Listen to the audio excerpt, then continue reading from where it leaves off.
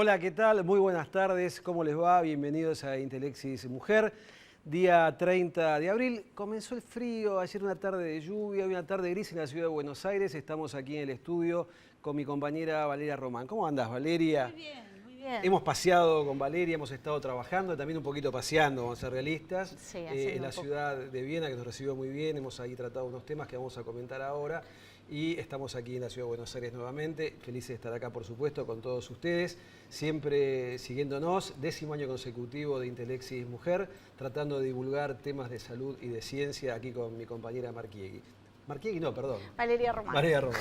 Marquiegui está de licencia. ¿Cómo andás, Vale? Bien, bien, bien. Muy contenta, muy renovada de haber estado en este Congreso Internacional del Hígado con todas las novedades sobre el tema y la verdad que, bueno, y también tenemos para hablar de una historia interesante de pacientes y de un libro que recopila esas historias. Ahí me contabas un poquito ahí al principio del programa, de la preproducción, acerca de esta cocinera que perdió el olfato. Contamos un poquito de qué se trata esto. Es una cocinera que este libro recopila casos reales de pacientes argentinos, ¿no? El libro se llama Historias del Cerebro y una de esas historias es una cocinera que, sin dar el nombre verdadero, es una cocinera que parece que está en un programa de televisión. Apa. Y que de golpe empezó a perder el olfato de los olores justamente de las... Claro, de lo que estaba de lo cocinando. que está cocinando, ¿no? Entonces, para una cocinera que pierda el olfato es muy importante. Porque además hay mucha relación entre el olfato también y el gusto. O sea, Claro. no solamente no olerlo, sino también al probarlo por ahí pierde la sensación del sabor. Claro, y con el paso del tiempo, bueno, también notó reducido el gusto también. Claro. O sea que sabemos que son dos sentidos que están muy interrelacionados. Exacto. Así que bueno, el médico que la trató, un neurólogo, empezó a dudar, bueno, qué era, en un momento pensó que podía ser un tumor en el cerebro, pero bueno, eso después se descartó y finalmente la causa no quedó totalmente aclarada, habría sido una infección que la afectó, pero a pesar de eso no recuperó nunca su olfato. Pero el caso lo que demuestra es que una persona o el cerebro puede adaptarse, tiene una capacidad de plasticidad, Compensación. de compensación, y que esta cocinera pudo seguir desarrollando su trabajo en un canal de televisión a pesar de la falta de olfato, ¿no? Claro, la hiposmia o la anosmia, o sea, la hiposmia es el bajo olfato o la pérdida del olfato, a veces es temporario, tiene que ver por ahí con estos periodos estacionales donde hay alergias y las personas también tienen una disminución del olfato, o aquellas personas con rinitis crónica, o a veces, como vos bien decías, enfermedades más graves, más severas, como puede ser un tumor cerebral, que hay que, por supuesto, descartarlo. Claro, así que bueno, ella, su pérdida fue permanente, pero pudo seguir adelante haciendo buenas recetas, de igual manera que antes las hacía, de este diagnóstico. Podemos confiar en ella, que diga que está buena la comida y está bueno, seguro. Así que bueno, este caso, y es muy interesante, se cuentan este caso y muchos otros, como por ejemplo el hombre que se creía Suar con otro tipo de patología. ¿Que se creía cómo? Que se creía Adrián Suar. Ah, bueno. Bueno, con distintas patologías que tienen que ver con el cerebro, que fue escrito por la periodista de ciencia Alejandra Folgaray y con el neurólogo Marcelo Merelo. Sí, Alejandra Folgaray es una excelente periodista científica, ha sido docente mía en el posgrado que hice en comunicación científica. Claro. Y ha estado aquí en el programa contándonos acerca de un libro muy interesante que tenía que ver con las drogas. Ah, sí, también es muy interesante, muy interesante. Así que le mandamos las felicitaciones por este claro. libro que es muy bueno. Y también lo que cuenta es que ahora el tema de la falta de olfato puede ser una patología en sí mismo, pero también se están haciendo estudios donde la falta de olfato puede ser un primer indicador de Alzheimer, de la enfermedad de Alzheimer, ¿no? Como que se está evaluando que hay una asociación, una relación de que primero la enfermedad afecta el olfato y después se desarrollan los síntomas clásicos de esa enfermedad, ¿no? Bien, volviendo a lo que decíamos al principio con Valeria, estuvimos en Viena la semana pasada, en el Congreso Internacional de Enfermedades del Hígado.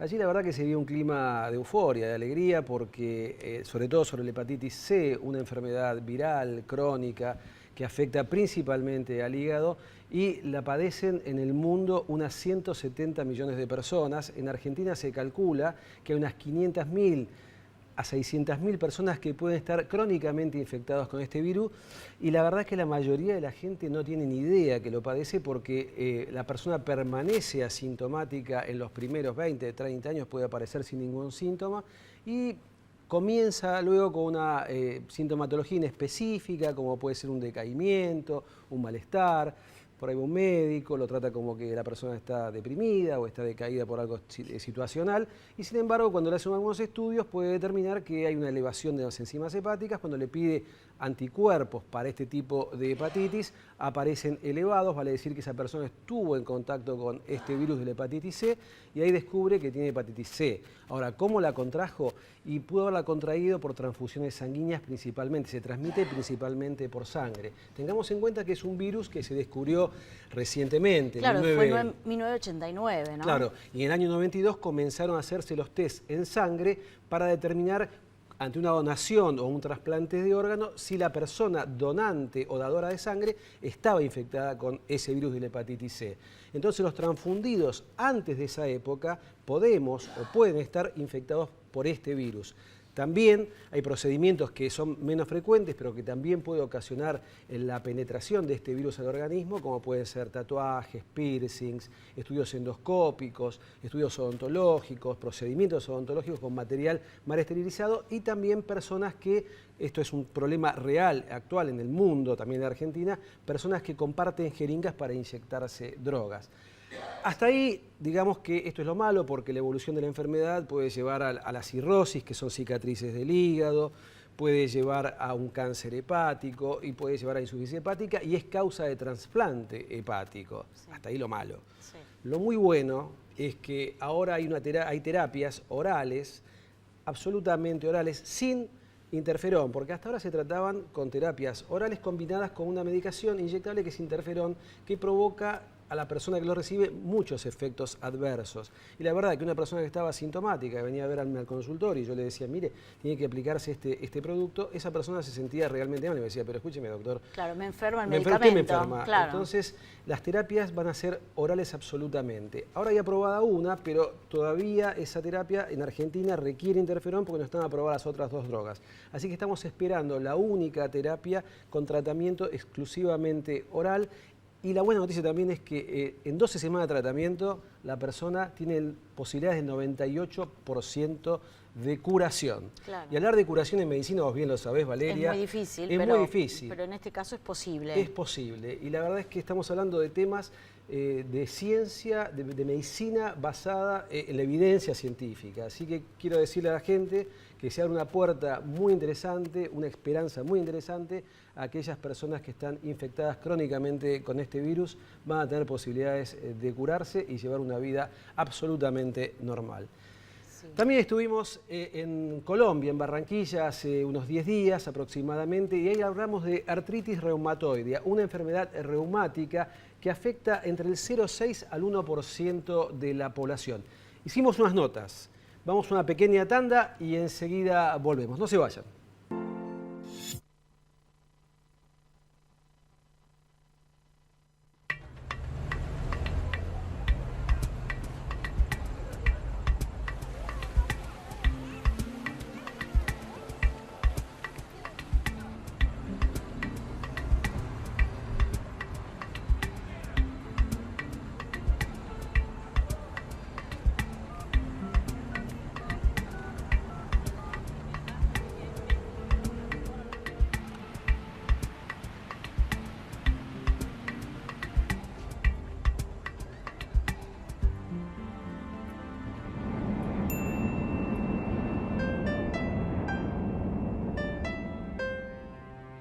Ciensa Argentina, el aliado estratégico de las prestadoras de salud de primer nivel. Excelencia en distribución, venta y gerenciamiento de medicamentos para tratamientos oncológicos, HIV, trasplantes y terapias especiales en general. Garantía de trazabilidad farmacéutica con certificación ISO 9001-2000. Ciensa Argentina, la salud es nuestro compromiso. Hace más de 30 años trabajamos e invertimos para equipar y modernizar las instalaciones de nuestros centros de salud, para que todos los trabajadores hoteleros y gastronómicos del país puedan acceder a la más completa cobertura médica. Padre primerizo, ¿no? ¿Y qué fue? ¿Nena o nene? Oxudra, la misma pasión de ayer, el mismo compromiso hoy. Innovación permanente. Vocación por la vida. Calidad sin fronteras. Bagó. Ética al servicio de la salud.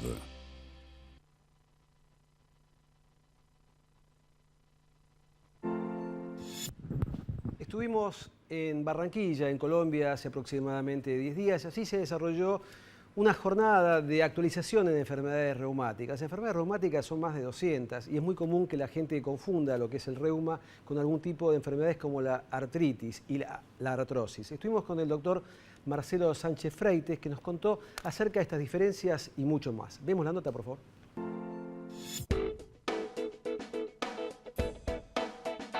Es muy común en la población general confundir lo que es reuma, artritis y también artrosis. ¿Cuáles son las diferencias? Claro, reuma es un término global que incluye a las enfermedades reumáticas en su totalidad, que son más de 180 enfermedades. Artritis, artrosis son dos tipos de enfermedades. En la artritis lo que predomina es el componente inflamatorio, en el cual básicamente se manifiesta porque las articulaciones duelen mucho, tanto en actividad como en reposo. Se acompaña de un síntoma muy característico que es la rigidez matinal, así es la denominación nuestra, médica, que básicamente es una sensación de embaramiento, de entumecimiento generalizado y que hace que la persona tenga muchísima dificultad para incorporarse de la cama, para cambiarse, para higienizarse. Son síntomas que no se controlan adecuadamente con la medicación común que la gente puede tener en su casa, mientras que la artrosis es un proceso degenerativo de la articulación, donde la lesión afecta esencialmente el cartílago y, digamos, produce dolor, pero no suele ser de una magnitud tan invalidante como puede ser en procesos inflamatorios. Y por lo general en la noche calma, cuando la persona está en reposo articular, o sea, no se mueve, los síntomas son mínimos a nulos y pueden descansar. ¿Cuán frecuente es la artritis reumatoidea? La artritis reumatoidea es una enfermedad frecuente. Se calcula que en la Argentina aproximadamente el 1 al 1,5% de la población lo padece. O sea que es una enfermedad que nosotros los reumatólogos vemos con mucha frecuencia. Se da aproximadamente, digamos, como dije antes, en líneas generales, en cualquier edad, pero tiene un predominio de, digamos, la etapa activa de la mujer, porque tiene una relación 4-1 con respecto al hombre, y es entre los 30 y 50 años, dándose luego un segundo pico de menor magnitud después de las 65-70 años. Doctor, entonces, ¿cuándo una persona debería consultar al reumatólogo?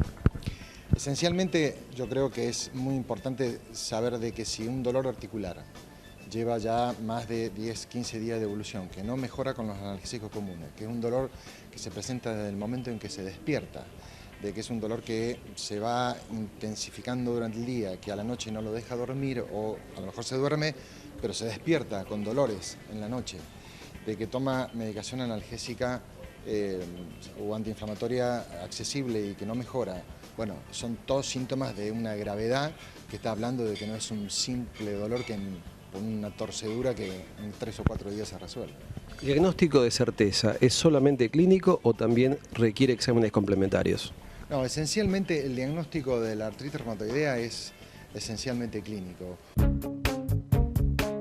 En su tiempo de experiencia como médico reumatólogo, ¿usted nota que ha habido un cambio, un avance en estos últimos 20 años con respecto al tratamiento de la artritis reumatoidea? Sí, en los últimos 10-15 años yo creo que ha habido un quiebre en la terapéutica y por suerte también en el pronóstico de la enfermedad. que es el advenimiento de los medicamentos biológicos, ¿no? Que son todos estos medicamentos que tienen que ver con el análisis del genoma humano y la obtención de los determinados análisis genéticos de la respuesta inmune o de la respuesta inmunológica de las personas. De allí se generan los anticuerpos que hoy forman parte del arsenal terapéutico, de los cuales ya hay muchos y en los cuales creo que el pronóstico de la enfermedad ha cambiado radicalmente. Esto tiene que ver no solamente con la eficacia de estos medicamentos, sino que nosotros conocemos mucho más sobre la enfermedad y podemos establecer un diagnóstico mucho más temprano, porque está muy demostrado de que si mientras más precozmente instalamos el tratamiento en las personas afectadas de artritis, la evolución de la enfermedad es muchísimo mejor y no tan incapacitante como lo veíamos antes. 3 preguntas en una. ¿La artritis es prevenible, es curable o se puede detener? No, lamentablemente hasta hoy no es prevenible, es crónica, no es curable y es una enfermedad que potencialmente es secuelizante, invalidante. En realidad, por definición es así, pero hoy con la terapéutica nosotros sabemos y podemos realmente controlar adecuadamente el proceso inflamatorio. Si nosotros reducimos o abolimos la inflamación de la articulación, el daño estructural de la articulación no se produce, motivo por el cual la articulación queda con una lesión mínima o nula y la persona puede desarrollar su actividad prácticamente con normalidad. Me imagino que habrá terapias diferentes para pacientes diferentes. ¿Los tratamientos con medicamentos biológicos son tratamientos a corto plazo, a mediano plazo o tratamientos de por vida?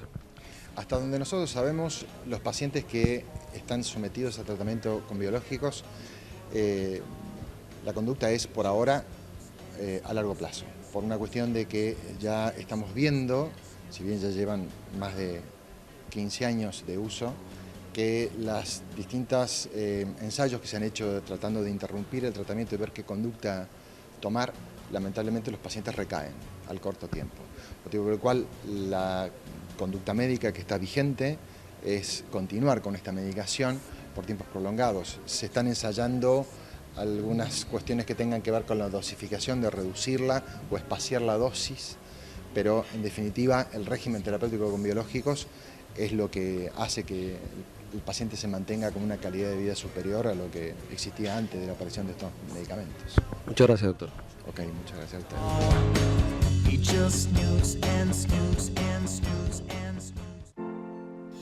Al margen de lo aprendido y lo interesante de la nota del doctor Sánchez Freite, quiero agradecer la compañía de 2 periodistas, Celia Carvajal y Jessica de Santos, de Telam y Tiempo Argentino respectivamente, y la colaboración del laboratorio AVI. Después de esta pequeña tanda venimos al estudio con el doctor Carlos Camburián, que es médico pediatra y director del Hospital de Malvinas Argentinas, doctor Claudio Sim. Vamos a hablar acerca de un tema que seguramente va a ser muy interesante para todas las mamás, la bronquiolitis. Pequeña tanda y enseguida volvemos, no se vayan.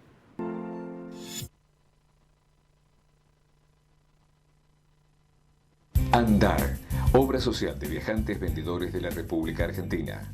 La mejor cobertura familiar al mejor precio. Planes de salud para particulares, trabajadores en relación de dependencia y monotributistas. 0810-345-0184. Andar, www.andar.org.ar.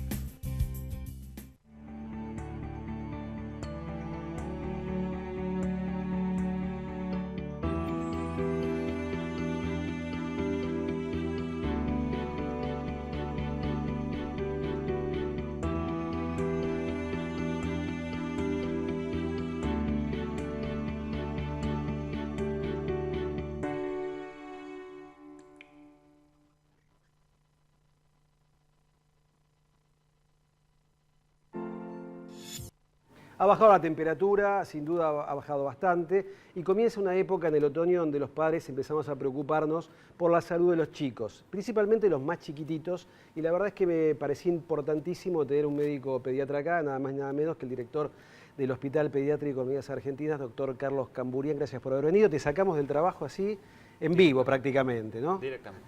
Bueno, gracias por estar acá. Por favor. Qué interesante el polo sanitario de Malvinas, lo conozco hace ya varios años, pero me parece algo realmente novedoso para la República Argentina, ¿no? Sí, un trabajo muy intenso, un desarrollo muy amplio en lo que es el área de salud, absolutamente necesaria para la región y sobre todo para el país, y generando todavía más estructuras de salud. Ya este año, a fin de año, estamos inaugurando ya el 13º hospital de Malvinas Argentinas. ¿Cuántas camas tiene el hospital pediátrico? El hospital pediátrico tiene las camas que necesite tener. ¿Cómo es eso? Desde 10 hasta 400. Nosotros tenemos un sistema de salud bastante distinto a lo que es el sistema tradicional de salud.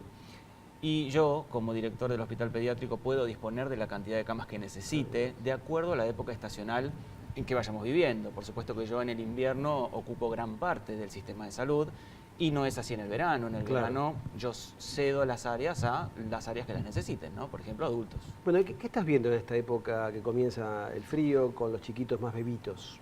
Ya hace un tiempito que estamos viendo el comienzo del pico estacional de la bronquiolitis.